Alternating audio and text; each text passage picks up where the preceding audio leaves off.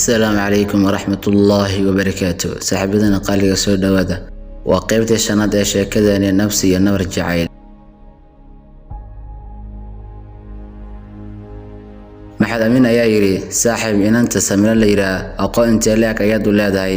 axmed ayaa yiri la xad waan aqaana samira maxaa soo galay.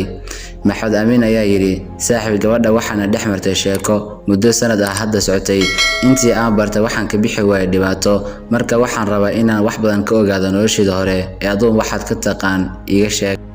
axmed ayaa yiri waa hagaag ee si fiican u dhageyso. marka hore samira waxay dhalatay 1975 waxayna ku dhalatay dalka Sacuudi Carabiya. samira waxay la dhalatay laba wiil oo wax habla ah lama dhalan. samira aabeed wuxuu geeriyooday 1995 wuxuuna ku dhintay magaalada Djibouti.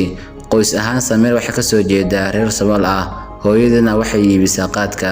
samira 1992 waxa la keenay madrasad lagu barto Carabiga iyo culumta Islaamiga oo ah meesha aan isku barana waqtigaas. anigu meesha waxaan ka ahay macallin iyadana waxay ahayd ardayad. dabeecad ahaan samira waa ka hodan oo cidna isma diidaan laakiin waxaan u mariyay in samira nasiibkeeda aanu fiicnayn ilaa maalintii ay ku soo biirtay madrasada. ilaa maanta waxaan samira u aqaanaa si wanaagsan. maxad amin ayaa yiri saaxib samira ma waxay dhalatay 1975 imankana waa 2009 marka da'adeeda waa 34 jir Soomaha. axmed ayaa yiri ha saaxib. maxad amin ayaa yiri waa la yaab laakiin aniga way iga qarisay. axmed ayaa yiri saaxib hore waxa loo yiri gabarna da'deeda haweydiin ninna mushaarkii haweydiin ma gabar baa da'deeda la weydiiyaa. maxad amin ayaa yiri maxaa kale oo aad ka ogtahay samira. axmed ayaa yiri samira aad u yar ay sheekada ku bilowday. ninkii ugu horeeyay ee la sheekaysatana wuxuu ahaa nin macallin ah oo da'diisu 40 jir wuxuu deganaa xaafadda 7 ee magaalada Djibouti. ninkaasi samira wuxuu sheekaystay oo uu waqtiga ka lumiyay muddo dhan 6 sano. waqtiga samira 17 jir ayay ahayd oo dib badan umay arkayn waqtiga ka lumay. gabagabadiina wuxuu guursaday inaan samira saaxiib la ahayd oo la oran jiray Muna. intaas kadib waxa kale oo ay la sheekaysatay nin magaciisu ahaa Salebaan kaasina markii muddo 2 sano ah sheekaysanayeen ayuu iskaga dhoofay. intuu cambaar telefoon iyo internet waqtiga kaga riday ayuu Djibouti ku soo noqday isagoo ilmo yaxaas wata.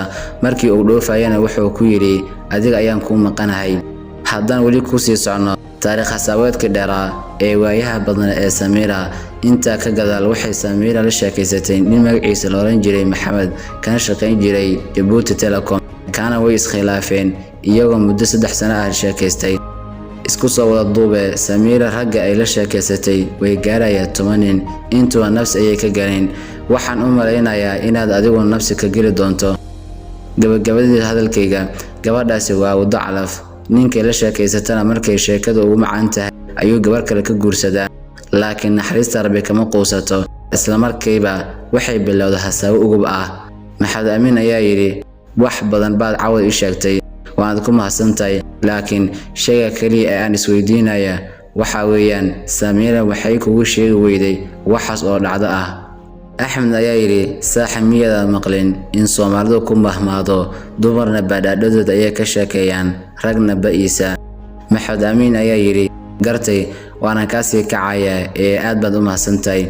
axmed ayaa yiri saaxib intaan kicin mid baan ka codsanaya waxa ina dhexmaray ee sheeka ah inaadan waxba uga sheegin samira waayo gabadhaasi xumaan bay ii qaadaysaa waana iska kici kartaa. axmed ayaa yiri joog ha kicin waxaan ka ilaaway sheekada ugu murugada badneed ee samira qabsatay. haddii aad diyaar u tahay aan ku bilaabo inkastoo goor dambe ay tahay haddii kale oo aad degdegsan tahay goor kale ayaan ka sheekaysan doonaa. maxad amin ayaa yiri saaxib sukay raaci caawayaan waxba ii kala koobobine.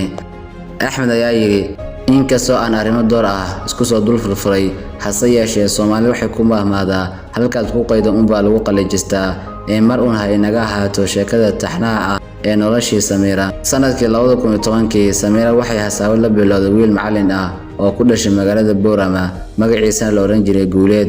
wuxuu wax ka dhigi jiray xaafadda ay samira ka degan tahay Djibouti. dugsi aan sida ugu sii dheerayn barashadoodana waxay ka bilaabatay isla dugsiga. samira wiil ay walaalo yihiin oo da'diisu 16 jir ayay luqadda Ingiriiska ku adkeen. samira dugsiga waxay u keentay in luqadda uu ka barto.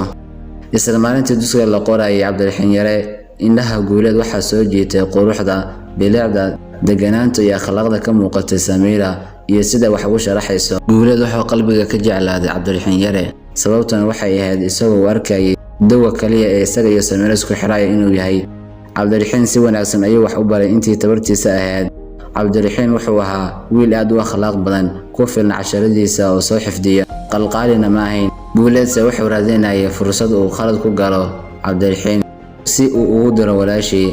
Nasiib darro waxaa Guuleed ku noqotay gaf yaraanta Cabdiraxiin. 4 bilood markuu dhiganayay Cabdiraxiin dugsiga ayay maalin iskhilaafeen, wiilda ahaan isaga leeg. Waa meel aan rabay Rom igu helaye. Guuleed wuxuu markiiba Cabdiraxiin u diray waalidkii, waxaanu ku adkeeyay inuu u yaro inantii maalinta hore keentay waa Samiira. Cabdiraxiin u yeeray walaashii Samiira. Guuleed wuxuu markiiba si diiran oo ka gedisan sida maalintii hore uu u qaabilay ayuu ugu soo dhaway xafiiska. Sharaabna dukaan aan sida dugsiga u sii dheerayn ayuu uga doonay.